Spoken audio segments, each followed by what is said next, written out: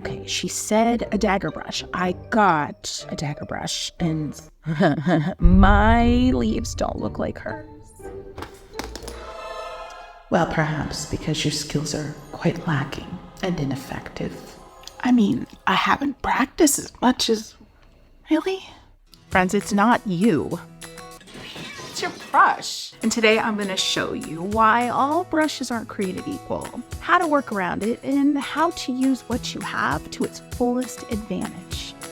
All right, today, friends, we're going to be using watercolor paper, of course. This is a sweet little journal that was made for me by a community member. Her name is Dee. Hi, Dee. Thank you so much for this. So this is, I believe it's called VIDES paper. And it's just wonderful. It's very comparable to an Academy. The point here is use a paper that you're comfortable with, that you've used before, and that you kind of get predictable results with.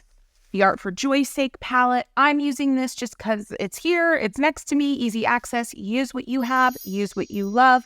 Just make sure to spray it down.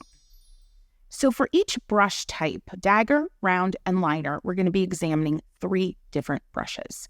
And what I did is took a look at the brushes that are really popular on Amazon, just to give a baseline of information. These are the brushes that people are buying a lot on Amazon. So we're going to be taking a look at the Art for Joy's Sake dagger, of course. She's my queen bee. We're going to be taking a look at the Silver Black Velvet Striper. I know, they're all going to have different names. And then we have the 3/8 inch Rosemary & Co. dagger. And they all kind of look similar, right? And I think this is what is happening to a lot of folks. They fall in love with what I might be able to do with my dagger, or what they're seeing others do with the Queen Bee dagger. And they're like, okay, well, I don't want to buy the whole set right now, so I'm going to go grab something that looks similar.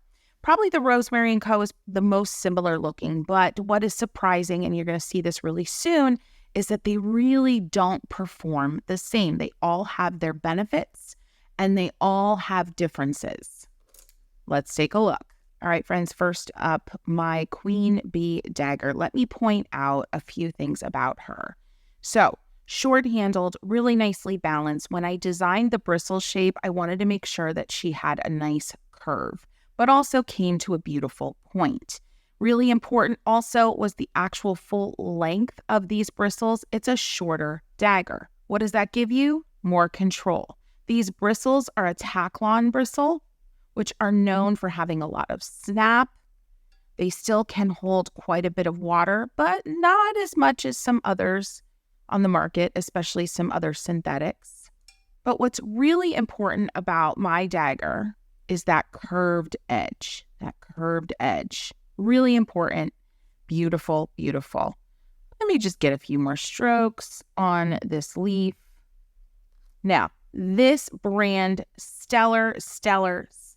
We love it. We know it. The iconic silver and black. We know what that means. The Black Velvet Silver Brush Limited. This is a 1/4 inch striper. Now, this brand is known for combining actual natural squirrel hair and durable synthetics. Let's do a similar leaf. Now, first you're going to notice right away, totally different shape, much longer, and it doesn't actually have like that structure of my dagger brush. Let's see how it handles. Okay, this brush makes things feel out of control. And it's not necessarily a bad thing, not whatsoever. But if you were looking at what I'm doing with my dagger or another synthetic dagger, you're going to have a harder time controlling that brush. One thing I want you to notice is when I push the bristles, they don't come back to shape. Let me do the same thing with my dagger. I'm going to push the bristles, they come right back to shape. The reason this one doesn't, the reason this one kind of needs to be reshaped at times, or you have to figure out reshaping as part of your brush handling, is because of that natural squirrel bristle that's in there, or hair, if you will. So, gorgeous brush. It's going to give you lots of beautiful fluid type of strokes easily, but you are going to feel more out of control. And I promise I didn't paint an uglier leaf just to prove a point. but you're going to feel more out of control. And if you did happen to pick this one up as a sub for a dagger that looks more like this, that's probably why you might be feeling some frustration.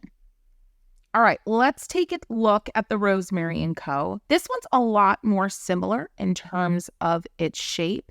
Still quite a bit longer. It has that curve that mine has, but wider and longer. So the Rosemary & Co., now they have all different types of bristles. This one is a synthetic. They do make it also in a squirrel hair, but this synthetic is what I'm seeing a lot of people pick up. And you can see very similar handling. Now, I will say this is a nylon. It definitely is softer, but I don't think it's necessarily because of the nylon content.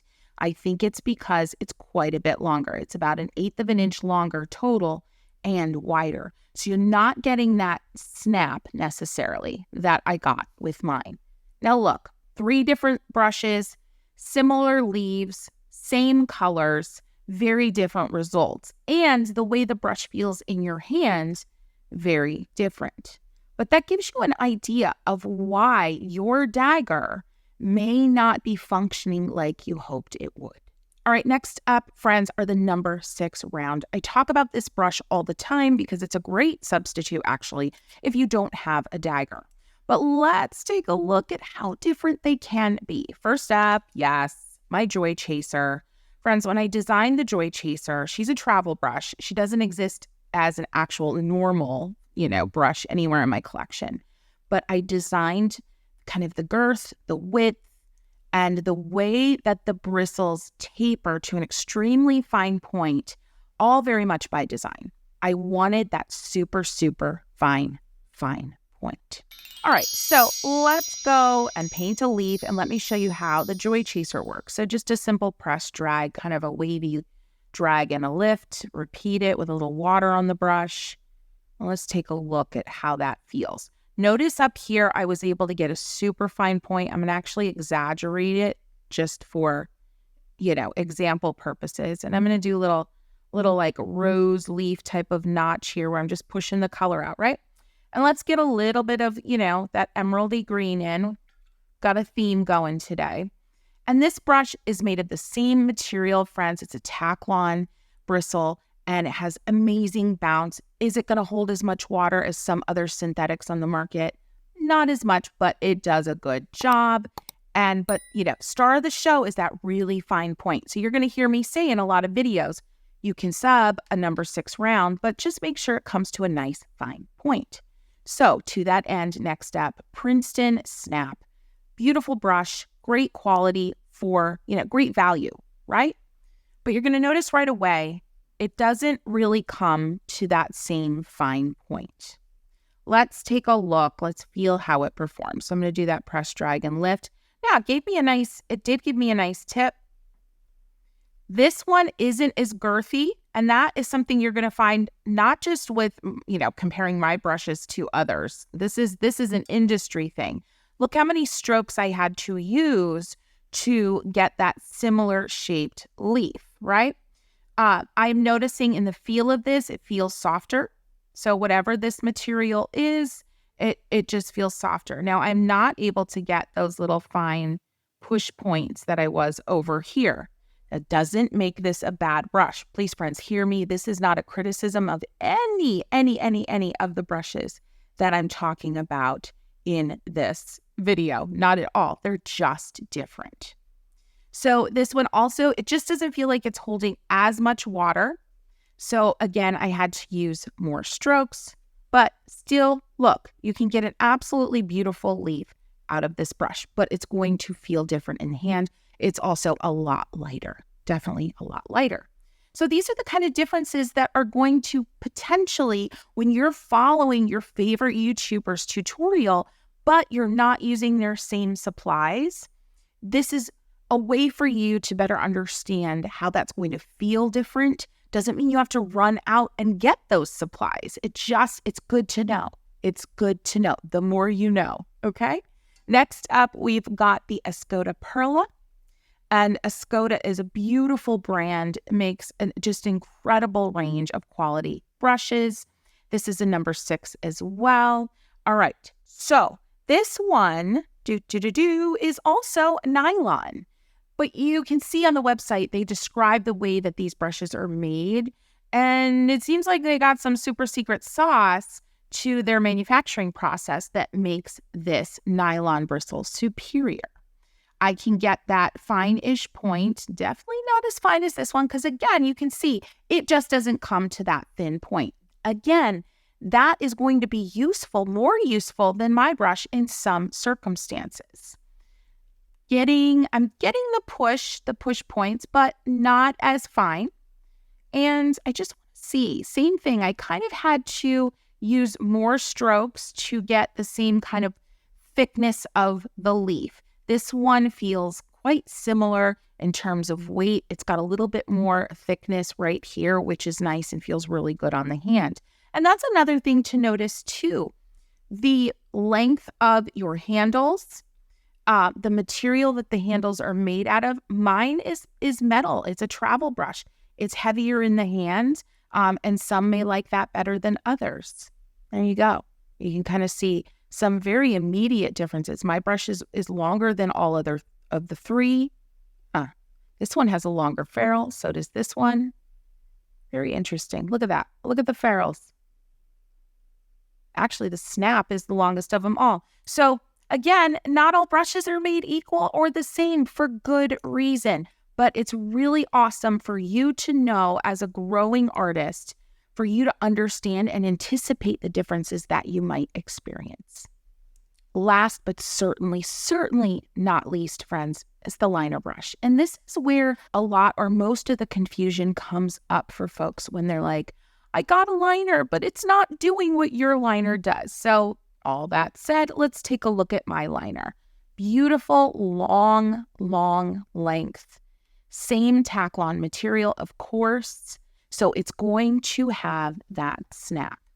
You will notice if you own this brush or any synthetic liner for that matter of the same size, you're going to have to reload often because it is a tiny skinny brush and it's not going to hold a lot of paint or water for a long time. Beautiful control. All right, let's take a look at the next one. Back with another Silver Black Velvet Limited. There's so many words in this brush's brand's name. I always get it screwed up. This is the liner, friends, that I used for years before I designed my own. Notice a significantly shorter bristle length and a little bit thicker in terms of how all the bristles come together. So it's definitely a little thicker. And we know that this is a combination of natural squirrel hair, and synthetic. So this is going to be more of a feel thing. It definitely so much softer underhand, so much softer. I'm getting quite similar line quality though, and surprisingly, this one is running out of paint just as quickly as mine was. But that's not a factor of the quality of the brush, just a factor of the length of the bristles. The bristles are shorter than mine, so it's kind of like balanced out because of that.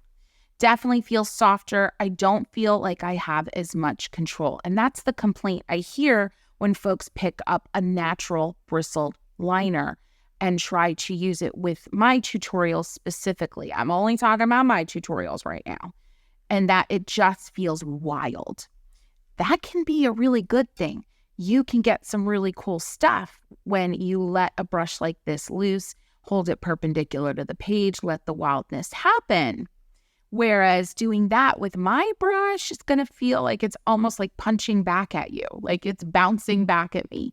So yeah, very different brushes, very different feels, but it makes sense.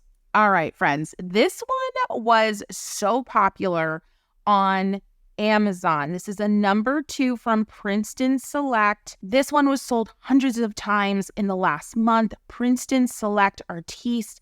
This is what I would call a value synthetic. If you take a look at their site, you kind of get that vibe from the images and from the way that they describe the bristles. Now, let's compare. This one is actually a skosh longer than mine. And I would say even maybe comes to a little bit of a finer point than mine. Let's see how she feels. Very nice. Very nice. I can't make as thick of marks. It doesn't seem to... There we go. There we go. I just needed more paint on my brush. Beautiful.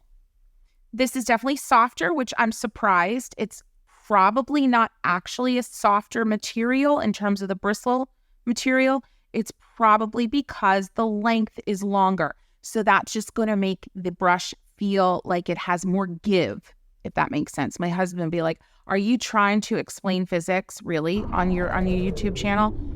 Kristy physics, Kristy science. But yeah, it's longer than mine, quite a bit longer, almost 1/8 of an inch. So that is going to make the same kind of synthetic bristle feel softer because there's more give, more give, more give. But that's the main difference with this one. But that could feel quite significantly different in your hand if you were to pick this one up and try it with one of my tutorials. But lovely brush, and I mean, it's a steal. So 3 very different babies.